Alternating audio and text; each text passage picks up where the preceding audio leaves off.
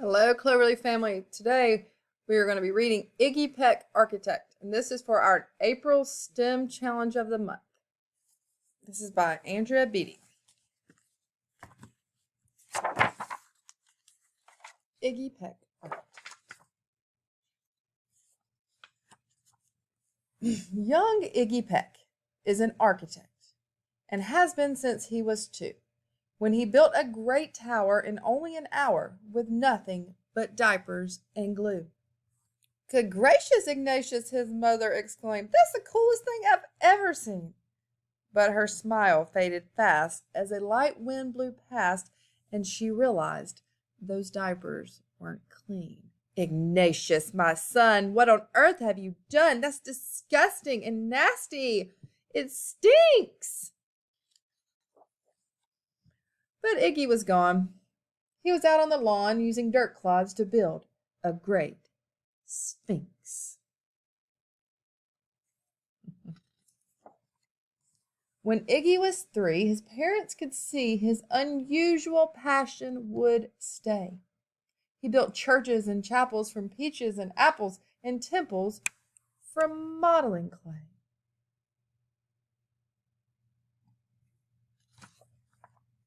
At dinner one night, to his father's delight, Iggy got a bright gleam in his eye and out on the porch built the St. Louis Arch from pancakes and coconut pie.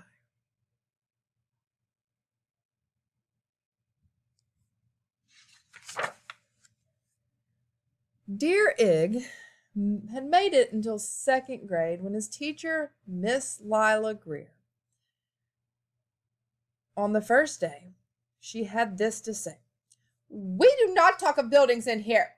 Gothic or Romanesque, I couldn't care less about buildings, ancient or new.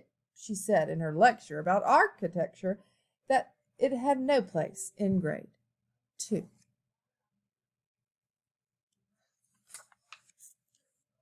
Now that might seem severe, but she was sincere, for when she was no more than 7, she had a great fright at a dizzying height in a building so tall that it scraped heaven. On an architecture's tour of the 98th floor, young Lila got lost from the group. So she's remembering a time she got lost from her group when she was 7. She was found 2 days later stuck in an elevator eating cheese with a French circus troupe. And after that day, it's quite safe to say, she thought all building lovers were nuts. As a teacher, she taught, above all, one ought to avoid them. No ifs, ands, or buts. Now, as you might guess, it would cause Iggy stress to hear such terrible talk. But he didn't hear. He sat in the rear while building a castle of chalk. You, Iggy Peck, your desk is a wreck. Tear down that castle right now. You will not build here. Is that perfectly clear? Do you need to see Principal Howe? No, ma'am, Iggy said, and he lowered his head, and his heart sank down to the floor. With no chance to build, his interest would be killed. Now 2nd grade was a bore.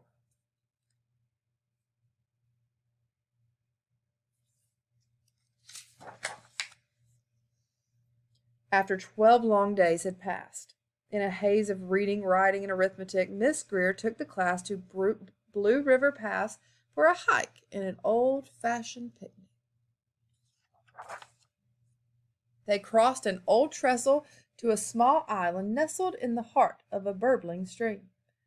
But they no sooner passed than the footbridge collapsed and Miss Lila Greer started to scream. We're trapped here! Oh my, last kiss goodbye! Her eyeballs rolled in the back of her head and she dropped to the ground with a vague groaning sound. Luckily, fainted, not dead. The class was amazed. They stood there, quite dazed, uncertain of what they should do, but one bright young man was off hatching a plan, which started with Miss Lila's shoe. Soon each lad and lass there at Blue River Pass was working together as one. So you can see here he's drawing a plan for his bridge. And they have to use all their resources.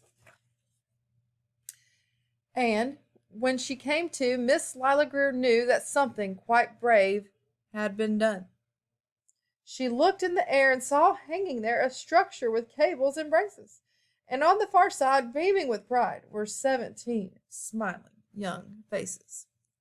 Boots, tree roots, and strings, fruit roll-ups and things, some of which one should not mention, were stretched ridge to ridge in a glorious bridge dangling from shoestring suspension. What do you think we're not going to mention? It all became clear to Miss Lila Greer as she crossed that bridge over the stream. There are worse things to do when you're in grade 2 than to spend your time building a dream.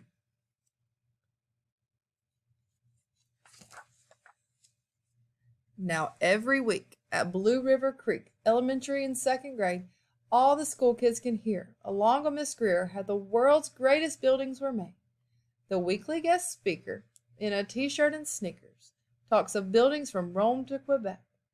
Of course, he's the guy who builds towers from pie, that brilliant young man, Iggy Peck. All right, so Iggy had to build his bridge to save his class, and I want y'all to practice building a bridge with your family. It's got to be 12 inches to be able to go from 12 inches across and to hold an 8-ounce bottle of water. So that is your next STEM challenge for April. I hope you enjoyed this book. And on your take-home sheet, there's some cool videos about how to design a bridge that you can use before you go and do your engineering design process. All right, Cleverleaf. I love you guys.